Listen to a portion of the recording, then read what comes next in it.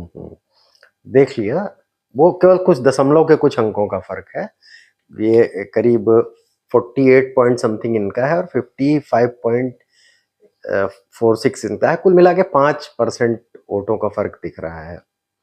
अब सवाल ये उठता है कि पिछली बार जो कहा जा रहा है, पिछली बार तृणमूल कांग्रेस और बीजेपी के वोटों में फर्क 10% था और इस बार तृणमूल कांग्रेस और बीजेपी के बीच में फर्क 5% है।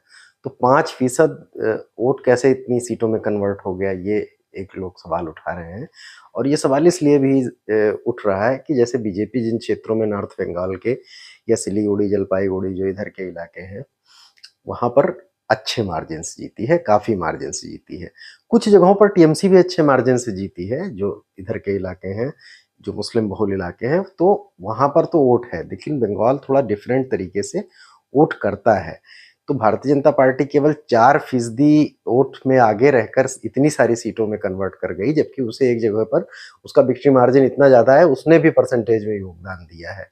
देखिए, मुख्य इसमें जो टीएमसी जो सीटें हारी है 10,000 कुछ वोटों के अंतर से, जो एक लगभग 5% या 4 कुछ का अंतर दोनों के वोटिंग परसेंटेज में आया है, वो ये जरूर कहा जा सकता है कि यहाँ पर टीएमसी को कुछ वोट नहीं मिला, क्योंकि अलग अलग नॉर्थ बंगाल अलग तरीके से वोट करता है, जंगल महल अलग तरीके से वोट करता है, और कुछ जगहों पर बीजेपी को बहुत अच्छी बढ़त मिलती है। उनके 35-35, 40-40 हजार वोट से उनके कैंडिडेट जीते हैं।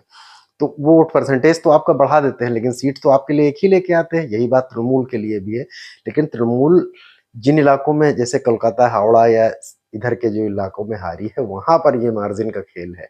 और कई बार कई जगहों पर ऐसा है कि वहां पर ये हार जीत का अंतर 3 से 4% तक रहा है। और अब इसमें ये देखा जा सकता है कि एसआईआर कटने से नुकसान हुआ और किस तरह से हुआ। एसआईआर का कोई खास नुकसान नॉर्थ बंगाल में तो नहीं दिख रहा है, लेकिन उत्तर 24 परगना, हावड़ा और कोलकाता के आसपास देखना चाहिए। वो सही कटे या गलत कटे, वो एक अलग विषय है, उसकी जांच करनी चाहिए। ये नहीं, ऐसा नहीं है, हो सकता है कि पहले से गलत वोट रहे हों या लोग वहां ना रहते रहे हों, लेकिन ये फर्क जरूर दिख रहा है कि जिसने कि केवल लगभग 5% के मार्जिन से भारतीय जनता पार्टी की सीटों में इतना फर्क पैदा कर दिया।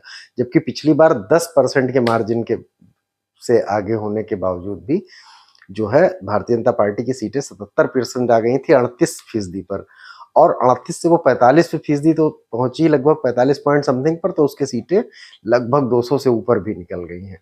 तो जिन नॉर्थ बंगाल में उसने पिछली बार भी अच्छा किया था, इस बार और अच्छा किया।